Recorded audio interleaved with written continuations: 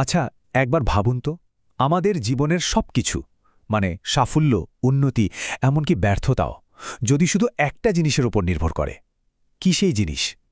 চলুন আজ সেই অসাধারণ শক্তিকে নিয়েই একটু কথা বলি। প্রশ্নটা শুনতে হয়তো খুব সহজ মনে হচ্ছে, তাই না?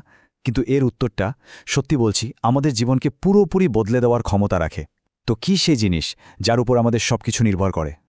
চলুন তাহলে এই আলোচনার প্রথম অংশে আমরা সেই মূল শক্তিটাকেই খুঁজে বের করি, যেটা কিনা প্রতি মুহূর্তে আমাদের জীবনকে নিয়ন্ত্রণ করছে, গড়ে তুলছে।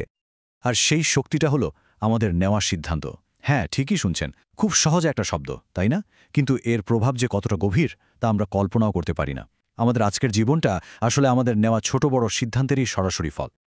বলা হয়, জীবনকে বদলাতে চাইলে সবচেয়ে জরুরি জিনিসটা হলো সময়মতো ঠিকঠাক সিদ্ধান্ত নেওয়ার ক্ষমতা। ধরুন, কেউ হয়তো নিজের ক্যারিয়ার বদলাতে চাইছেন। এখন বছরের পর বছর ধরে একটা পারফেক্ট সুযোগের জন্য বসে না থেকে বরং সেই থেকে এগোনোর জন্য আজই যদি একটা ছোট্ট সিদ্ধান্ত নেওয়া যায়, সেটাই কিন্তু অনেক বেশি কাজের। কিন্তু এখানেই তো আসল সমস্যাটা, তাই না? বেশিরভাগ মানুষ ঠিক এই জায়গাতেই আটকে যায়। মনের মধ্যে একটা ভয় কাজ করে, যদি সিদ্ধান্তটা ভুল হয়ে যায়। চলুন এই যে সঠিক সিদ্ধান্তের একটা ভ্রম বা মায়া, এটা থেকে বেরিয়ে আসার উপায়টা একটু খুঁজে দেখি। আর এখানেই একটা দারুণ স্বস্তির খবর আছে। ব্যাপারটা হলো, শুরুতেই যে একেবারে পারফেক্ট বা সঠিক সিদ্ধান্ত নিতে হবে এমন কোনো নিয়ম কিন্তু কোথাও লেখা নেই। সত্যি বলতে, এই চিন্তাটা মাথা থেকে ঝেড়ে ফেলতে পারলেই কাঁধ থেকে যেন একটা মস্ত বড় বোঝা নেমে যায়, তাই না? এই দুটো মানসিকতার পার্থক্যটা দেখুন। একদিকে আছে সঠিক হতেই হবে এই চাপটা আমাদের একদম পঙ্গু করে দেয়, আমরা কোনো সিদ্ধান্তই নিতে পারি না। আর ঠিক তার উল্টো দিকে আছে শেখার স্বাধীনতা।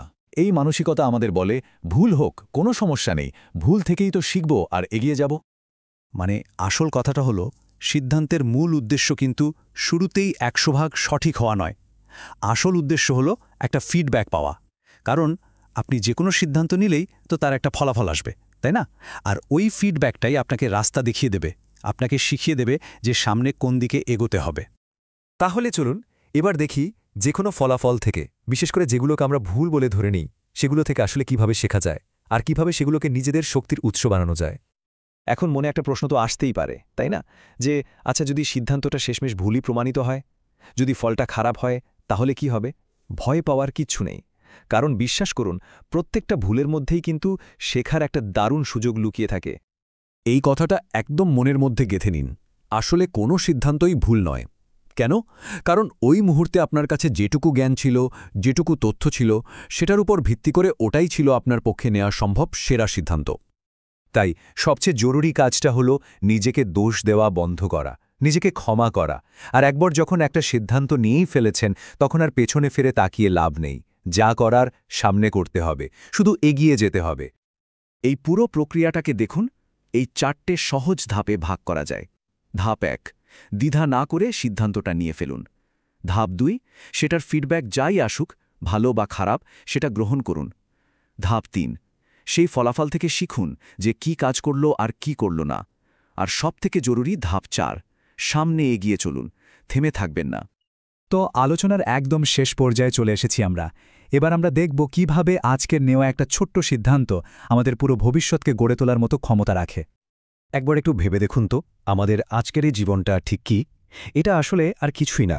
অতীতে আমরা যে পছন্দগুলো করেছি, যে সিদ্ধান্তগুলো নিয়েছি, যে কাজগুলো করেছি, ঠিক সেগুলোরই সরাসরি একটা ফলাফল।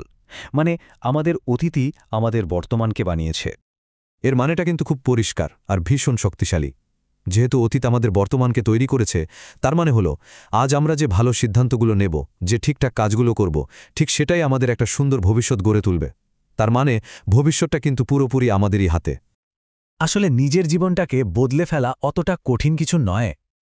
এর শুরুটা হয় শুধুমাত্র একটা সিদ্ধান্ত দিয়ে। এখন প্রশ্ন হলো, আমাদের পরের সিদ্ধান্তটা কি হতে চলেছে?